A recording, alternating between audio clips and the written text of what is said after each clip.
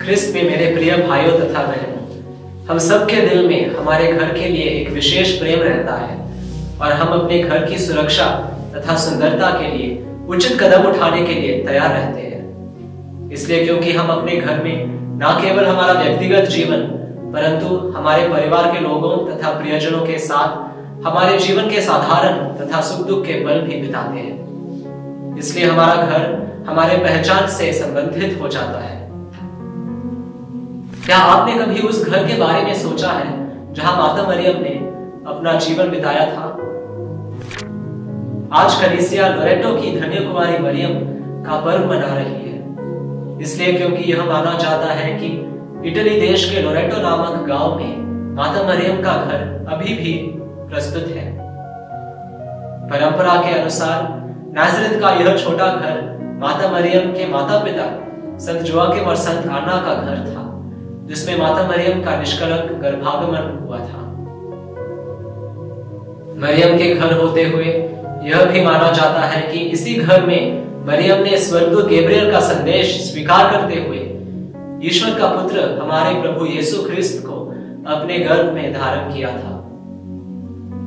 मिस्र देश से लौटते हुए पवित्र परिवार योसेफ, मरियम और यीशु ने इस घर में लगभग 30 साल के लिए एक पवित्र और आदर्श पारिवारिक जीवन बिताया था और इसी घर में संत योसेफ का पवित्र मृत्यु भी हुआ था।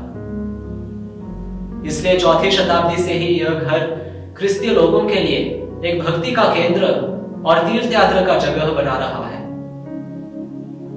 अब यह प्रश्न उठता है कि अगर यह घर नाज़रेथ में था तो हम कैसे कह सकते हैं कि वह आज इटली देश में है?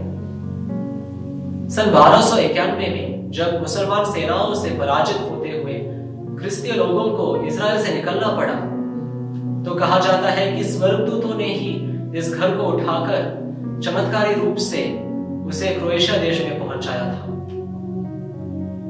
इसके लगभग 3 साल बाद 10 दिसंबर 1294 में इस घर का फिर से चमत्कारी स्थानांतरण क्रोएशिया देश से लेकर इटली देश के एक छोटे से लोरेटो नामक गांव में हुआ था। अब शायद यह घटना काल्पनिक कहानी जैसे सुनाई देती है, परंतु पुरातत्ववेताओं या आर्कियोलॉजिस्ट्स का यह कहना है कि इस घर की सामग्री, निर्माण और वास्तुकला ठीक पैलेस्टाइन के पहले शताब्दी जैसे ही है। बिना नींव के होते हुए भी यह घर जमीन पर खड़ा है। कलीसिया के विश्वासियों के लिए यह घर देहधारण का रहस्य तथा पवित्र परिवार के सद्गुणों पर मनन चिंतन करने के लिए एक महत्वपूर्ण जगह बना रहा है। इसलिए हमारे संत पिता फ्रांसिस ने सन 2019 में लोरेटो की धन्य कुमारी मरियम की स्मृति कैथोलिक कैलेंडर में अंकित किया। इस पर्व से हमें क्या शिक्षा मिलती है? मैं आपके सामने बस 2 ही बातें रखना चाहता हूं। पहला यह है कि हम अपने वातावरण को पवित्र बना सकते हैं। पवित्र परिवार योसेफ, मरियम और यीशु के उदाहरण लेते हुए जहां कहीं हम ईश्वर की इच्छानुसार और ईश्वर के प्रेम से प्रेरित होकर एक पवित्र जीवन बिताते हैं, तो वह जगह भी पवित्रता से प्रभावित होती है। और दूसरी बात यह है कि मरियम के प्रति भक्ति द्वारा हम प्रभु यीशु को अपने घर में आमंत्रित कर सकते हैं। क्रूस पर मरते हुए यीशु ने जब अपनी माता को अपने प्रिय शिष्य के हाथों में सौंप दिया था, तब वह शिष्य ने माता मरियम को अपने घर में आश्रय दिया था। उस दिन से माता मरियम प्रभु यीशु के हर एक शिष्य के साथ रहना चाहती है, हर एक शिष्य के घर में रहना चाहती है।